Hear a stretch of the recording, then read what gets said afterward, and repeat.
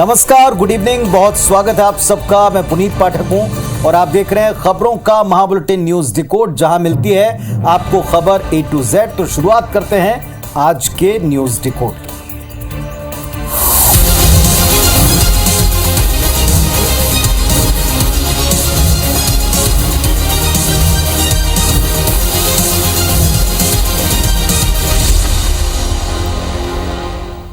तो बुलेटिन का आगाज, आज के न्यूज डिकोड का आगाज हम जहां मुख्यमंत्री शिवराज सिंह चौहान मुस्लिम राष्ट्रीय मंच के बैनर तले अखंड भारत एक परिचर्चा में हिस्सा लेने पहुंचे। उन्होंने मुस्लिम समाज को आश्वस्त किया कि बीजेपी उनके साथ कोई भेद नहीं करेगी। क्या और कहा है, ये सुन लीजिए। इस्लाम को मानने वाले हमारे साथी, उनको भी लगेगा क्या हमारा देश तो ये है कि हमारी नदियां, हमारा पानी, हमारे पुरखे, हमारी परंपरा है कि हो सकता है वो दिन आए, लेकिन वो जब आएगा तब आएगा। आज तो हम राष्ट्रीय मुस्लिम मंच के माध्यम से चारों तरफ ये संदेश फैलाए, तरक्की के लिए, विकास के लिए, अपने बच्चों के बेहतर भविष्य के लिए हम सब मिलकर काम करेंगे। और ये भाव अगर आ गया तो यही अपना अखंड भारत है। दिलों को जोड़ दे तो अखंड भारत। तो मध्य प्रदेश के मुख्यमंत्री शिवराज सिंह चौहान को आप सुन रहे थे। आपने सुना इस बयान की प्रासंगिकता क्या है, इस बात को आज समझना पड़ेगा। डिकोड करते हैं। बीजेपी का अक्सर आरोप इस पर यह लगा करते हैं कि मुस्लिम समाज उसकी अनदेखी ये भारतीय जनता पार्टी करती। अगर मध्य प्रदेश विधानसभा और केंद्र के आंकड़े आप देख लें तो सवाल पूछिए कि क्यों बीजेपी मुस्लिमों को राजनीतिक प्रतिनिधित्व नहीं देती। कई बार ये सवाल उनसे पूछा भी गया है। एक तरफ शिवराज सिंह चौहान मुस्लिमों को हम साथ साथ हैं का संदेश इस मंच पर भी देते नजर आए हैं। भारतीय जनता पार्टी की मूल नीति क्या ऐसी है? लगता नहीं है। सवाल ये उठता है कि ऐसा बयान देने की इस वक्त क्या आवश्यकता है। दरअसल शिवराज सिंह चौहान की छवि अब तक एक ऐसे बीजेपी नेता की रही है जो उदारवादी विचारधारा के प्रतिनिधि रहे हैं, जो इंसाफ पसंद नजर आते हैं। शिवराज सिंह की छवि कभी कट्टर हिंदुत्ववाद व्यक्ति की तौर पर स्टैब्लिश नहीं हुई और ऐसे में शिवराज सिंह चौहान का मुस्लिम समाज को भेदभाव नहीं करने का, उनके साथ रहने का संदेश निश्चित तौर पर एक मैसेज ही है। लेकिन अगर जमीन पर बीजेपी इस नीति को अपनाती है तो वाकई मुस्लिम समाज का एक बड़ा वर्ग पूरी पार्टी के साथ भी खड़ा हो सकता है। अर्थ ये कि कई मायनों में आप देखें तो माने या ना माने, बीजेपी और मुस्लिम वर्ग के ट्रस्ट डेफिसिट यानी कि विश्वास की कमी का एक गैप दिखता है, जिसको दूर करने की कोशिश कुछ नेता करते नजर आते हैं। उनमें से एक ये बयान भी है, एक ये प्रयास भी। अब इसमें कितना कामयाबी मिलती है, हर चीज का पैमाना चुनाव है, उसमें वर्गों का साथ है, उनका वोट है। अगली खबर पर आते हैं। बीजेपी के पूर्व नेता प्रीतम लोधी ने धीरेन्द्र कृष्ण शास्त्री पर एक बार फिर मुंह खोला और कुछ ऐसा बोला कि विवाद हो गया। यह टिप्पणी दंदरौआ धाम में कल भगदड़ का जो एक हादसा हुआ था उसके संदर्भ में है। रिपोर्ट देखें इस पर। लगता है प्रीतम लोधी के मन से अभी धीरेन्द्र कृष्ण शास्त्री के लिए बैर खत्म नहीं हुआ। कल भिंड में धीरेन्द्र कृष्ण शास्त्री के दरबार में भगदड़ मची, जिसमें एक महिला की मृत्यु हो गई। इस पर आज प्रीतम लोधी ने धीरेन्द्र शास्त्री पर एक बार फिर विवादित टिप्पणी की। मैंने उनसे निवेदन किया, इस पापी को मत बुलवाओ, इसके पैर रखते ही यहाँ पर और कुछ न कुछ हो जाएगा, यहाँ पर तुम्हारा बदनाम हो जाएगा यहाँ का धाम। और ये अपना धाम इतना अच्छा चल रहा है, आप पूछिए मत ही। और वही हुआ। इसके साथ ही प्रीतम लोधी ने प्रशासन पर भी सवाल उठाया। मैं हमारे संविधान का संदेश दे रहा था और परमिशन के लिए मैंने मांगी तो मुझे परमिशन नहीं दी और इसकी बकवास करने के लिए परमिशन दे दी। ये मैं वहां देखा तो भगदड़ में इन्होंने क्या बांटा, भगदड़ मच गई, वहां पे महिलाएं खत्म होगी। मेरे को बड़ा दुख है इस बात का और मैं दुख को खेद करता हूं, लेकिन मैं इसकी जांच करवाकर मैं इसका स्पीकर मांगूंगा कि इसका आगे अन्यायी कौन है, जिम्मेदार कौन है, कातिल कौन है, हमें वो चाहिए। कुल मिलाकर एक बार फिर प्रीतम लोधी चर्चा में। सवाल ये कि ये बयान प्रीतम लोधी के क्रोध का अचार है या मुरब्बा। क्रोध जब दबा रह जाए तो इस तरीके की बातें मन में आती हैं कि क्या है ये। बीजेपी के निष्कासित नेता है प्रीतम लोधी, एक बार फिर से मुंह खोला है, उसी व्यक्ति पर बोला है जहां से बात शुरू हुई थी। आखिर क्या है प्रीतम लोधी की मानसिकता, इस बात को लोग आज समझना चाहते हैं, हम डिकोड करते हैं। पहली बात जो स्पष्ट तौर पर नजर आती है वो ये कि अब तक धीरेन्द्र कृष्ण शास्त्री के साथ पिछली बार के विवाद को नेताजी भूल नहीं पाए हैं। दूसरी बात, उन्हें भगदड़ पर सवाल उठाने का पूरा अधिकार है, लेकिन प्रीतम लोधी ने विरोध करने का, सवाल करने का जो तरीका, जो शब्द चुना, वो पिछली बार की तरह सही नहीं है। तीसरी बात, प्रीतम लोधी को विवादित बयान की वजह से ही अपनी पार्टी और अपनी तमाम चीजों से हाथ धोना पड़ा, निष्कासित हो गए थे। लगता है प्रीतम लोधी निष्कासन के सदमे में अब तक हैं और इससे उबर नहीं पाए। चौथी बात, पिछली बार उन्हें अपनी समाज का समर्थन मिला था। संभावना है कि प्रीतम लोधी को ये लगता होगा कि जब समाज का समर्थन मिलता है तो वो कुछ भी आगे बोल सकते हैं, लेकिन ये ध्यान रखना चाहिए कि वे स्वयं एक नेता हैं, उन्हें अपनी वाणी पर संयम रखना चाहिए। और अगर जिसके खिलाफ वो टिप्पणी कर रहे हैं उसका भी अपना एक समाज है, उसके भी अपने अनुयायी हैं, उनके भी समर्थकों का एक बड़ा कुनबा है जो जाहिर तौर पर एक संघर्ष की स्थिति आगे ला सकता है। अगली खबर है छत्तीसगढ़ के भानु प्रतापपुर से, जहां उपचुनाव है। इससे जुड़ी अपडेट है। आज कांग्रेस प्रत्याशी सावित्री मंडावी ने अपना पर्चा दाखिल कर दिया। बीजेपी प्रत्याशी भी पर्चा दाखिल करने की औपचारिकता कर रहे हैं और फिर से प्रदर्शन की तैयारी।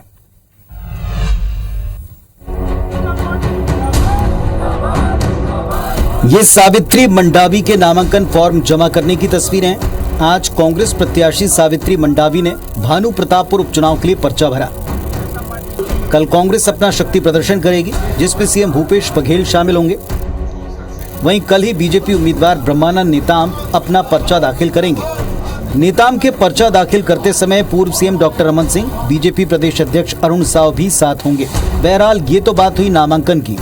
अब बात करते हैं कांग्रेस और बीजेपी की रणनीति की। बीजेपी अपने बीते 15 साल के कार्यकाल के भरोसे चुनावी मैदान में उतरेगी।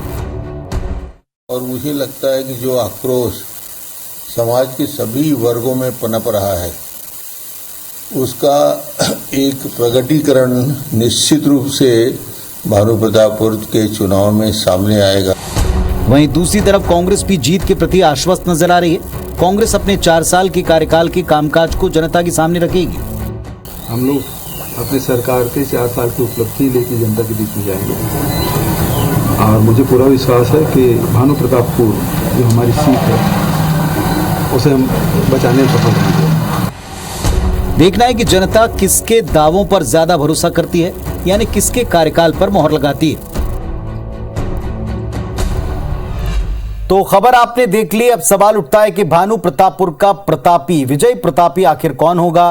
क्या बोलते हैं मौजूदा समीकरण किसके फेवर में? कुछ परिस्थितियां हैं, डिकोड करते हैं। जनता कांग्रेस उम्मीदवार को अपना समर्थन देने का ऐलान कर दिया। वहीं इसके साथ आम आदमी पार्टी भी मैदान में अपना कोई कैंडिडेट नहीं उतार रही। यानी अब तक जो हम आप सोच रहे थे कि भानु प्रतापपुर उपचुनाव में एक त्रिकोणीय संघर्ष जैसी स्थिति बन सकती है, वैसा कुछ नहीं होगा। अर्थ ये कहने का कि बीजेपी कांग्रेस में सीधा मुकाबला जैसा होता आया है वैसा ही होगा। बीजेपी के ब्रह्मास्त्र ब्रह्मानंद हैं, जबकि कांग्रेस ने सावित्री मंडावी पर सोच समझकर विश्वास किया है। वैसे अभी से कुछ भी कहना थोड़ा मुश्किल है और उचित भी नहीं लगता। दोनों उम्मीदवारी के जमीन के ऊपर मजबूत दिखते हैं, दोनों की राजनीतिक पृष्ठभूमियां मौजूद हैं, एक दूसरे को टक्कर देने की पूरी तरह मनोस्थिति में है। कुछ दिन थोड़ा सा इंतजार करते हैं, देखते हैं भानु प्रतापपुर के बायपोल का बाहुबली बनकर कौन उभरता है। लेकिन एक बात तय है कि ये पूरी तरीके से एक तरफा मुकाबला नहीं रहने वाला, कोई किसी को वॉकओवर नहीं देने वाला। उससे भी बड़ी बात ये कि 23 के पहले जो जनता के मूड की बात की जा रही थी, जनता का मूड और आदिवासी आरक्षण के बाद जनता का मूड, आदिवासियों का मूड, इससे पता चलेगा। इसलिए बाहुबली बड़ा महत्वपूर्ण है। अब बात 20 तारीख की शाम राहुल गांधी की यात्रा जो मध्य प्रदेश में आ रही है उसकी। बुरहानपुर वो जगह होगी जहां से ये भारत जोड़ो यात्रा मध्य प्रदेश में प्रवेश कर रही है और ऐसे में प्रदेश में यात्रा को लेकर पक्ष विपक्ष में वार पलटवार बड़ा स्वाभाविक है। लेकिन पूरी यात्रा के रूट में छत्तीसगढ़ नहीं है, इसके बावजूद यहां इस पर एक नया बहस का मोर्चा खुला है। देखें। कांग्रेस एक डूबती नाव है, उससे सब कूद कूद कर भाग रहे हैं। कांग्रेस टूट रही है कि क्या राहुल गांधी जी छत्तीसगढ़ आएंगे?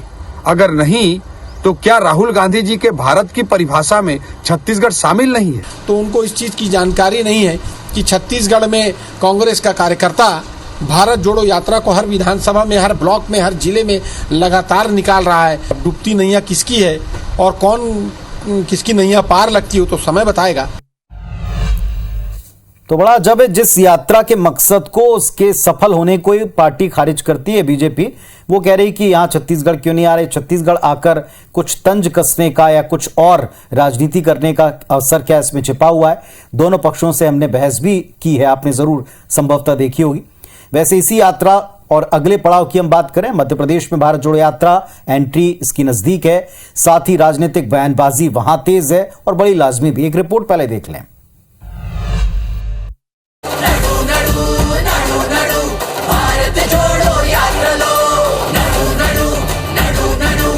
मध्य प्रदेश में भारत जोड़ो यात्रा का रूट फाइनल हो चुका है। राहुल गांधी 20 नवंबर की शाम 7 बजे बुरहानपुर में एंटर करेंगे और फिर अगले 2 दिन यात्रा से ब्रेक लेकर राहुल गुजरात चुनाव में प्रचार के लिए जाएंगे। 21 को शायद वो जाएंगे गुजरात, 21 और 22 को, और 22 के शाम तक मैं समझता हूँ आ जाएंगे, और 23 को मॉर्निंग में जो 6 बजे का टाइमिंग है उसके साथ फिर पदयात्रा शुरू हो जाएगी। यात्रा के मध्य प्रदेश पड़ाव पर राहुल गांधी महाकाल के दर्शन करने वाले हैं, तो वहीं दूसरी ओर गर्भगृह में फोटोग्राफी पर बैन लगने पर अब सियासत गर्मा गई। उन्होंने जो घोटाला किया, भ्रष्टाचार किए हैं, उसको दबाने, उसका प्रचार प्रसार होगा, जनता उनकी कड़ाई खोल देगी, इसलिए इस पर प्रतिबंध लगाया। राहुल गांधी को कोई फोटो खिंचाने का शौक नहीं। कांग्रेस के बयान पर बीजेपी फोटोग्राफी बैन के फैसले का बचाव कर रही है। कांग्रेसियों से और क्या उम्मीद की जा सकती है, ये महाकाल की अलग एक प्रशासनिक समिति है, उसका निर्णय है। मध्य प्रदेश में राहुल गांधी की यात्रा 20 नवंबर से 5 दिसंबर तक रहेगी। इस दौरान हाई वोल्टेज सियासी हलचल दिखना तय है। तो महाकाल परिसर में फोटोग्राफी पर पाबंदी लग गई है और अब इस पर भी सियासत हो रही है। विवाद की असल वजह क्या है, जरा इसको आज डिकोड करें। पहली बात यह साहब कि हमारे देश में अब धर्म के इर्द गिर्द सारी राजनीति दिखाई पड़ती है। सवाल उठता है, बाकी मुद्दे नहीं है क्या? राजनीति और धर्म का घालमेल नया भी नहीं है। सभी राजनीतिक दल धर्म की राजनीति आज कर रहे हैं। धार्मिक प्रतीकों, धार्मिक यात्राओं के माध्यम से अपना वोट बैंक पक्का करने की कवायद कर रहे हैं। ऐसे में अगर महाकाल ट्रस्ट ने जो निर्णय लिया है उसे भी राजनीतिक चश्मे से देखा और जोड़ा जाएगा तो निश्चित तौर पर ही भक्तों को याद करेगा, गलत बात लगी। देश में कई ऐसे धार्मिक स्थल पहले से हैं जहां भीतर गर्भगृह में फोटोग्राफी पर बैन है, कई तो परिसर में भी बैन, और ऐसे में महाकाल ट्रस्ट पर सवाल उठाना गलत लगता है, वो भी राजनीतिक मंशा के तौर पर। अंतिम बात, राजनीतिक दलों को अपने पॉलिटिकल इवेंट में धर्म के कंटेंट को बाहर निकाल देना चाहिए। अगर किसी को धार्मिक यात्रा करनी है, निजी यात्रा करनी है, तो फिर निश्चित तौर पर उसका स्वागत होगा, लेकिन अगर इस पर सिर्फ पॉलिटिकल ध्रुवीकरण की मंशा है तो फिर इससे बचा जा सकता है। बहुत समय तक शायद ही ये लोगों को समझ में आए या पसंद आए। न्यूज़ डिकोड में आज के लिए इतना ही। ये ऐसा बुलेटिन है जो आपको लोगों से आगे रख सकता है, आगे रखता है। आप अपनी प्रतिक्रिया हम तक पहुंचाते रहें। परिवार का अपना अच्छे से ख्याल करें। कल फिर डिकोड के इसी मंच पर मुलाकात होगी। नमस्कार, शुभ रात्रि।